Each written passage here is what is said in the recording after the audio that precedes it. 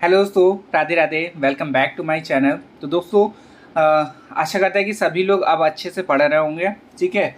और क्योंकि अब क्या है ना, टाइम बिल्कुल नज़दीक आ रहा है एग्ज़ाम का, कभी भी डेट शीट आ सकती है। ठीक है।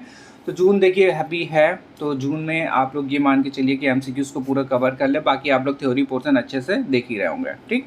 अब देखिए इसकी जो फोर्थ यूनिट है पेपर सेकंड की, उसको भी हम लोग देख लेते हैं। आज की जो थ्योरी पोर्शन है थोड़ा सा, फिर इसके बाद हम लोग एमसीक्यूज़ की प्रैक्टिस करेंगे। ठीक है। हाँ, एक और चीज़ की, जिसको भी पीडीएफ चाहिए वो मुझे इस नंबर पे कांटेक्ट कर सकता है, 72753539 और ये 23। ठीक है। इसमें आप मुझे व्हाट्सअप कर दीजिएगा, उस पर आपको मैं बता दूंगा कितने रुपए की। ठीक है। बहुत ही मिनिमम प्राइस पे है, आप लोग ले लें तो ज़्यादा सही रहेगा रिवीजन करने के लिए। चलिए अब देखिए स्टार्ट करते हैं। इसमें दिया गया है जो यूनिट 4 का नाम है, भारतीय में सार्वजनिक शिक्षा के लिए नीतिगत ढांचा एवं उनका क्रियान्वयन। ठीक है। अब देखिए इस पे कुछ इंपॉर्टेंट्स आपके पॉइंट्स दिखेंगे, वो मैं आपको बता दूंगा, वो आप नोट डाउन जरूर कर लें। ठीक है। क्योंकि इसी से ही क्वेश्चन आपका पूछा जा सकता है। चलिए देखिए सबसे पहला जो टॉपिक इस पे दिया गया है, राष्ट्रीय शिक्षा नीति 1986 का सामान्य परिचय। ठीक है। इसका परिचय दिया गया है कि क्या थी राष्ट्रीय शिक्षा नीति 1986।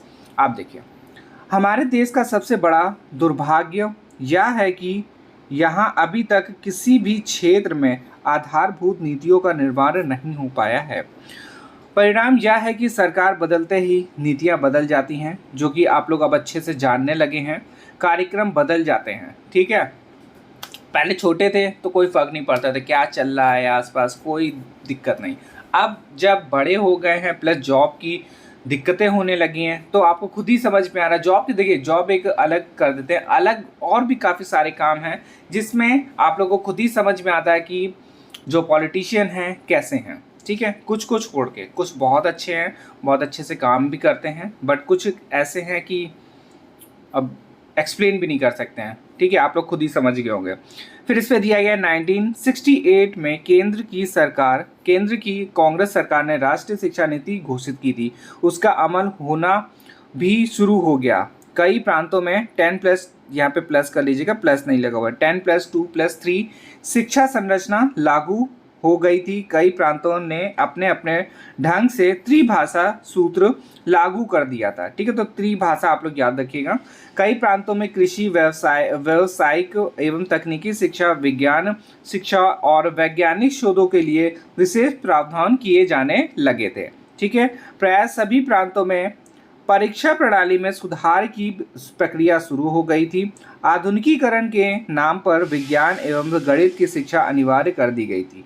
शैक्षिक अवसरों की समानता के लिए कदम उठाए जाने लगे थे, परंतु 1977 में केंद्र में जनता दल सत्तारूढ़ हो गया और मोरारजी देसाई प्रधानमंत्री बने। ठीक है। तो ये थोड़ा सा पॉइंट है, ये आप लोग थोड़ा सा याद रखिएगा। 1977 में केंद्र में किसकी सरकार बनी? जनता दल की सरकार बनी। और प्रधानमंत्री कौन बने? मोरारजी देसाई। अब इन्होंने क्या करा कि मोरारजी देसाई ने 10+2+3 शिक्षा संरचना के स्थान पर 8+4+3 कर दिया। ठीक है। 8+4+3 का मतलब आप लोग समझ ही गए होंगे, ये हमारा 1 to 8 हो जाएगा, ये हो जाएगा 9 to 10, और ये हमारा जो हो जाएगा ग्रेजुएशन वाला है। ठीक है। फिर इसमें क्या हुआ कि शिक्षा संरचना का विचार प्रस्तुत किया। परिणाम यह हुआ कि तत्कालीन केंद्र शिक्षा मंत्री श्री प्रताप चंद्र चंदर ने कुछ शिक्षाविदों और सांसदों के सहयोग से एक नई शिक्षा नीति तैयार की और 1979 में उसकी घोषणा कर डाली। इसे अभी लागू भी नहीं किया जा सकता था कि 1981 में केंद्र में पुनः कांग्रेस सत्ता में आ गई और श्रीमती इंदिरा गांधी पुनः प्रधानमंत्री बनी। अब इन्होंने क्या करा कि श्रीमती जो इंदिरा गांधी हैं, इन्होंने पुनः राष्ट्रीय शिक्षा नीति 1968 के अनुपालन पर जोर दिया। ठीक है। अब पुराना फिर से कौन सा स्टार्ट करने के जोर दिया कि 10+2+3 को स्टार्ट करें। इसी बीच इंदिरा गांधी की हत्या कर दी गई, उनके स्थान पर राजीव गांधी को प्रधानमंत्री बनाया गया। फिर है युवा प्रधानमंत्री राजीव गांधी ने हर क्षेत्र में आंदोलनकारी कदम उठाने शुरू किए। शिक्षा के क्षेत्र में भी उन्होंने कहा कि वर्तमान शिक्षा राष्ट्र की मांगों को पूरा करने में असमर्थ है, इसका पुनर्निरीक्षण होना चाहिए और पुनः गठन होना चाहिए। परंतु इस बार ना तो किसी आयोग का गठन किया गया और ना ही किसी समिति का।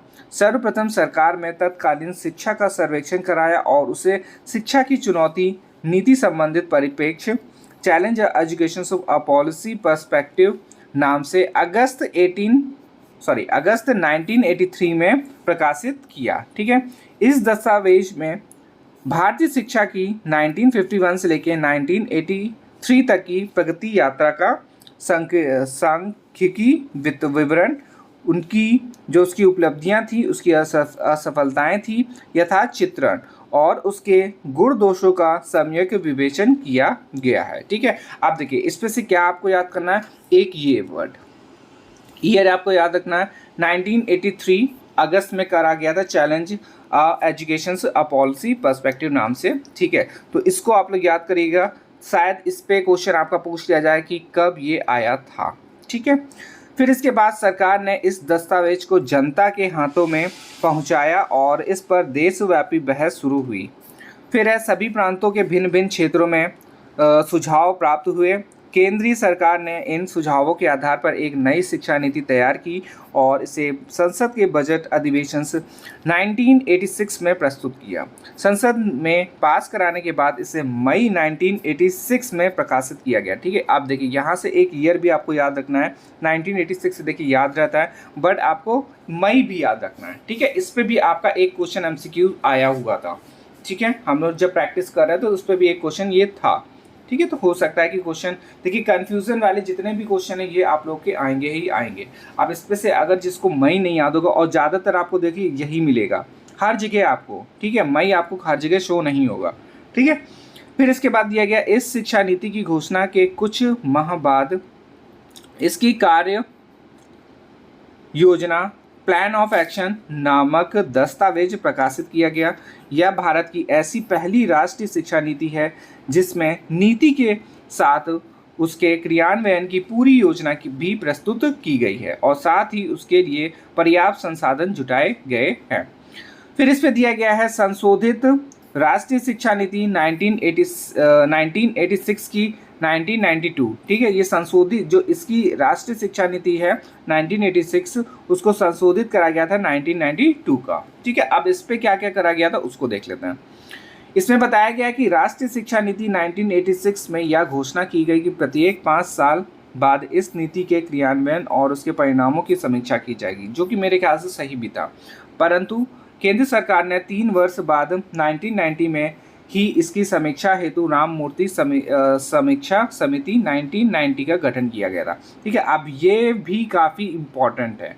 ठीक है, राम मूर्ति समीक्षा समिति 1990। ठीक है, इसको याद रखिएगा कि क्यों आया था ये, इसकी समीक्षा करने के लिए आया था राष्ट्रीय शिक्षा नीति 1986 की।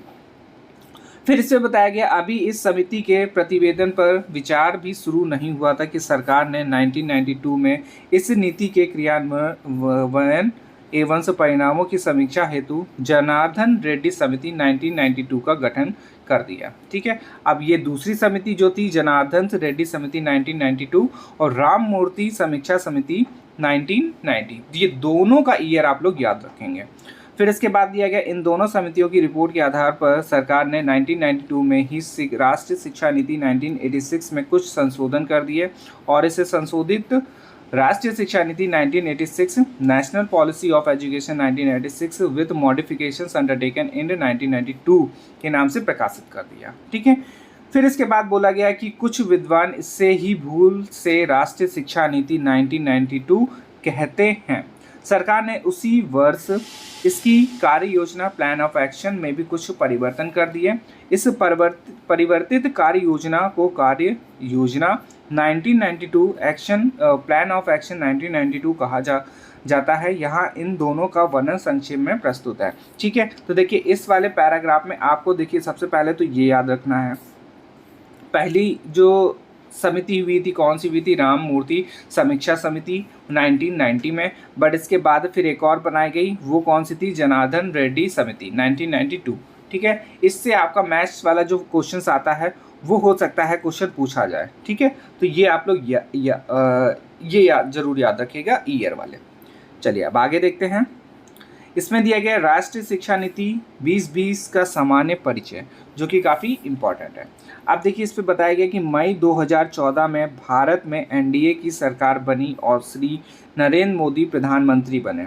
इस सरकार ने सत्तारूढ़ होते ही हर क्षेत्र में परिवर्तन करने शुरू कर दिए। शिक्षा के क्षेत्र में शिक्षा की नई नीति के निर्माण हेतु इसने अक्टूबर 2015 में पूर्व कैबिनेट सचिव श्री TSR सुब्रमण्यम की अध्यक्षता में नवीन शिक्षा नीति के उद्भव के लिए समिति committee for evolution of new education policy का गठन किया। ठीक है, इस समिति ने 7 मई 2016 को अपनी आख्या प्रस्तुत की, जिसमें नई शिक्षा नीति के उद्देश्यों, प्रारंभिक बाल्यावस्था देखभाल और शिक्षा CCE एवं स्कूली शिक्षा में सुधार, शिक्षा में ICT के प्रयोग एवं उच्च शिक्षा को आगामी चुनौतियों की दृष्टि से समुन्नत करने आदि से संबंधित अनेक सुझाव दिए।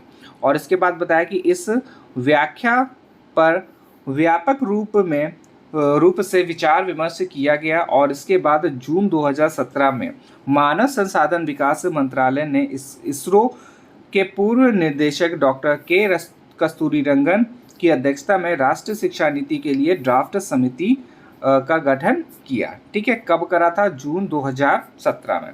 फिर इसके बाद है इस समिति ने नेशनल एजुकेशन पॉलिसी 2019 तैयार कर 31 मई 2019 को तत्कालीन मानव संसाधन विकास मंत्री श्री प्रकाश जावड़ेकर को सौंपी। ठीक है, फिर इसके बाद बताया गया कि इस ड्राफ्ट शिक्षा नीति पर सभी हितधारकों द्वारा राष्ट्रव्यापी गहन विचार विमर्श हुआ।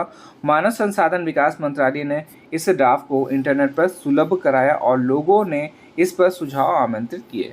लगभग 2 लाख लोगों ने सुझाव प्राप्त हुए। 2 लाख लोगों से सुझाव उनको मिले। इसके साथ साथ तत्कालीन से केंद्र मानव संसाधन विकास मंत्री श्री रमेश पोखरियाल ने इस पर शिक्षा से जुड़े अनेक व्यक्तियों एवं शिक्षाविदों से चर्चा की। इस सबके आधार पर राष्ट्रीय शिक्षा नीति 2020 तैयार की गई। 29 जुलाई 2020 को केंद्रीय मंत्रिमंडल ने इस शिक्षा को अनुमोदित कर दिया और इसके बाद इसकी घोषणा कर दी गई। ठीक है, तो ये हमारा थ्योरी पोर्शन कंप्लीट होता है और एक डेट यहाँ पे और याद रखिएगा, 29 जुलाई 2020। ठीक है, इससे भी आपका क्वेश्चन पूछा जा सकता है। तो ये हमारा यूनिट 4 का थ्योरी पोर्शन कंप्लीट होता है और इसके साथ ही अब हम लोग नेक्स्ट जो वीडियो आएंगे, नेक्स्ट 4 वीडियो आएंगे आपके 4 वीडियो। ठीक है, जिसपे से हम लोग इस पे MCQs को सॉल्व करेंगे। ठीक है, तो हर वीडियो में आपको 50 प्लस ही MCQs मिलेंगे, क्योंकि इसमें आपको शायद 220 प्लस ही शायद MCQs है इस पर। ठीक है, तो 220 प्लस MCQs है, जिसमें आपको हर वीडियो में आपको 50 क्वेश्चंस प्लस मिलेंगे। तो आज बने रहें पूरे दिन।